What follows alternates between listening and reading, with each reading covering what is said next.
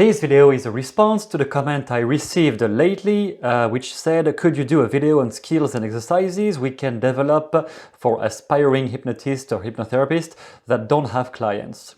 Of course, and I definitely developed my skills back in the day with my day-to-day interactions, not just with somebody to practice with, but in general, in my environment, whether it was at work, in university, among my friends, was definitely the best playground ever. The first thing I could advise, number one, is to take the habit of making people describe thoroughly any kind of positive experience from their life.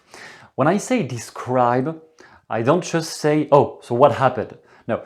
You ask them what happened when they were on vacation, when they had their first love, whatever, and then you really dig down into the details of what they saw, what they heard, what they felt, who else they were with, what else happened, why do they think they felt that way.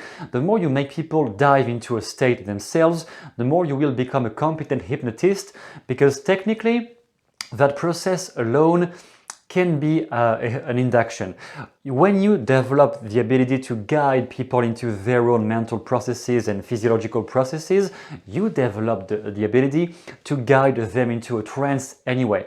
So from there, doing any kind of hypnotic induction will seem easier to you because you have already gotten your own mind used to getting people back into an internal state that you direct. Not without their consent, of course, obviously, but you still direct where do you want their mind to go, and you train yourself to keep the trail going. You don't just let them say one thing and then change topic of conversation.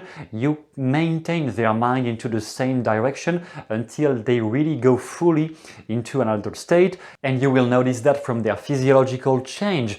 They need to have at least a change of color scheme, a change in their eye contact, a change of body position.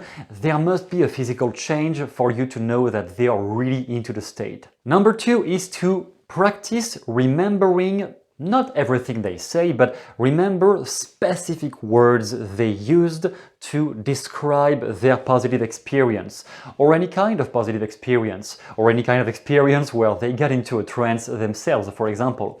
Because when you can remember that, first of all, you will train your brain to remember what is important to keep track of. In a session, many hypnotherapists are completely lost because they try to keep track of literally everything the client says. If you can just memorize, not much, just a few keywords that talk about the most emotionally charged topics for the client. So the exercise is to remember specifically the most important keywords, nominalizations, specific nouns, specific verb they are using, or an adjective they keep using to describe how they felt, ecstatic, joyful, or absolute freedom. Whenever they use one of those key terms to describe their experience, see if you can use the exact same words. When I say exact same words, what I mean is exact same words, again into another conversation, or eventually the same conversation, when you talk about anything else. So if they use the term absolute freedom to describe the best experience of their life, notice if you can talk about the next game you want to go to, or the next movie you want to go to, whatever it is, see if you can describe something to do with the same keywords they used to describe their most positive experience. And notice if they are compelled about it. If they are, it means you have done your job well. If they really don't care about it, it means either you have used it at the wrong time, so you have had a problem in calibrating the state they were into, or you have just not used the right words and you have to investigate more into their internal experience. What in their way of describing what happened to them could be used again to motivate them to do something else. That is how you can remember encores and use encores again later in the conversation. Number three is to get into the habit of leading any kind of problem frame into an outcome frame. Not just with people around you, but with yourself too. That is really, again, one of the foundations of anything you will do as a coach, as a therapist, whatever, and for whatever kind of problem you deal with. It is about noticing when people get themselves trapped into endlessly complaining or describing how they are fucked up, how the problem will never change, and how can you use specific questions to lead them out of this problem frame. So for example, questions like, okay, so what should we do about this? If they just want to say that the world is fucked up, that nobody listens to them, okay, so what should we do about this? Or you can ask them, so what do you want in the end? Because you hate people like this, you hate that, you hate this political movement, you hate people who do this in the media. Yes, okay, you hate all of that. Then what do you want? You want them to shut down. Fine, and then what will happen? Because if you complain, it means something needs to change. So what specifically do you want to change, and what can you do about it right now? Not 10 years from now, but right now. What could you do about that? It is about challenging people, so it is like poking them a little bit. When people love to complain and spread negativity around them, you can just challenge them a little bit. And this is definitely a skill to develop, to be able to do that without pushing too much their hot buttons. You will have to burn yourself a few times, definitely, because when you play that game, it can very easily happen that people get triggered and angry and like, why do you tell this? Yeah, that can happen, and you have to go through this a few times. So better if you go through this in a non-professional environment.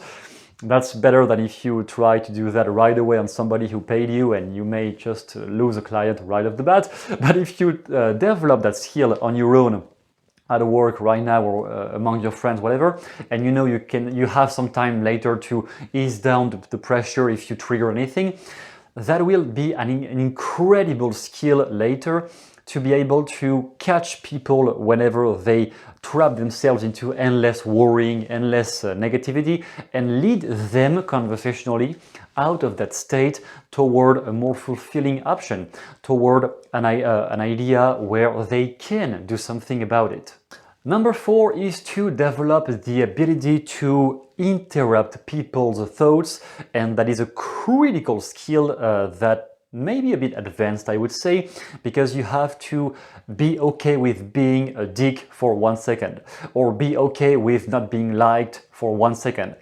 It is about interrupting people, sometimes with a loud voice. That is something Richard Bandler used to do on stage when he says that the only 2 inherited fears of people are the one of snakes and the one of loud voices. And whenever he was saying that, people would go like, ugh!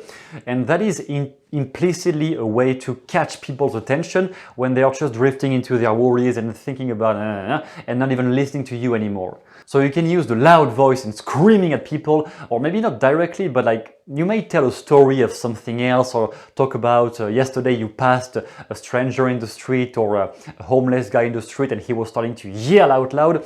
Whatever it is, but just train yourself to do outrageous things once in a while that will make people break their state of mental bullshitness non-stop.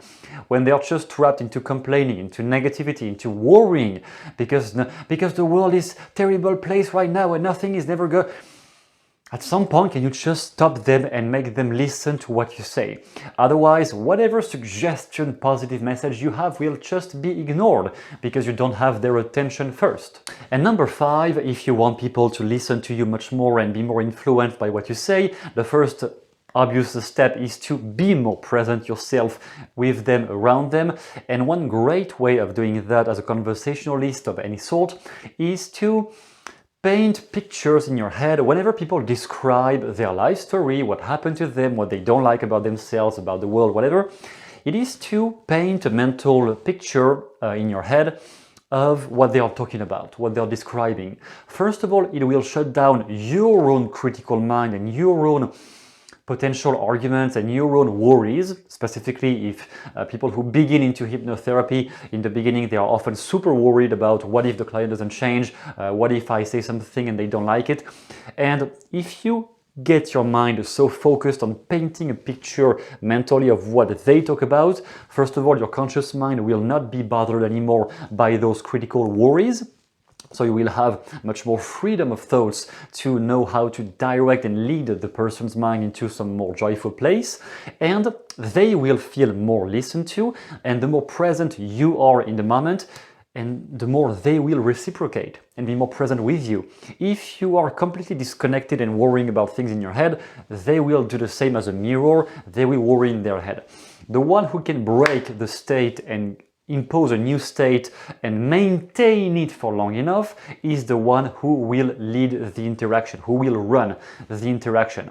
So when you can draw mentally all the things that people are talking about and then question them on specifically what's missing from that picture, that is in a context where people talk about a problem and you want to help them.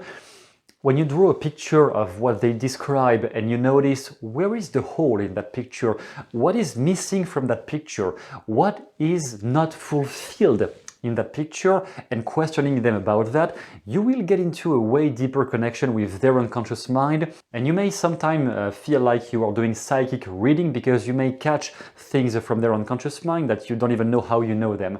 That is what happens to all of us when we are really connected to each other.